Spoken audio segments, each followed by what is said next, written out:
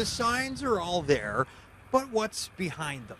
A new year means new numbers for who was buying homes in 2024, and data dispels an old idea. There's always that thought that first-time buyers can't buy in Victoria. The Victoria Real Estate Board's fact sheet for the year that is surprising. The first data that pops is that 26.7% of the total sales were people purchasing that first home. But safe to say it's not the 20-something newlyweds driving that trend. Buyers are tending to get a little bit older, and so that highlights some of the affordability challenges that first-timers are having getting into the market. Of course, if you have access to the bank of mom and dad, you're ahead of the game. Perhaps parents or grandparents are helping their kids or grandkids. Victoria is beautiful, and realtor Tony Joe reminds us it always has been. I think about it, in my 34 years of doing this, it's never been easy getting into the market. And that's when houses were $130,000. Sherry agrees. I moved here 35 years ago and the prices of houses were quite steep.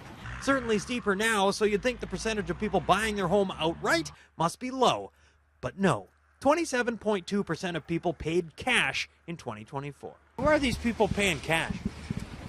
Saudi princes. Well, you don't quite have to be royalty to pay cash for a house, more like royally ready to relocate in retirement. The area of the market that I'm in, which is kind of that 2.5 million range, that's kind of my average. Yeah, I'm seeing a lot of cash for sure. Jason Benab deals largely in luxury real estate and has a term for most of these cash-in-handers. And I would ask them, what's your home in Vancouver and what are you buying here? They would always say, I sold for 5 in Vancouver, I'm going to buy for 2.5. I sold for 10, I'm going to buy for 5. I just came up with the phrase, they're halfers. The VERB numbers also show 73% of purchasers being from Greater Victoria. Alberta provided the biggest provincial influx at 3%.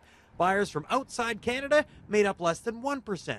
But more and more stateside expats are considering moving back. Since Trump got announced that he's going to be the next president, I've definitely had lots of phone calls from people south of the border that want to move back home. As for next year, I believe 2025 is going to be a strong year. It's a matter of reading the signs.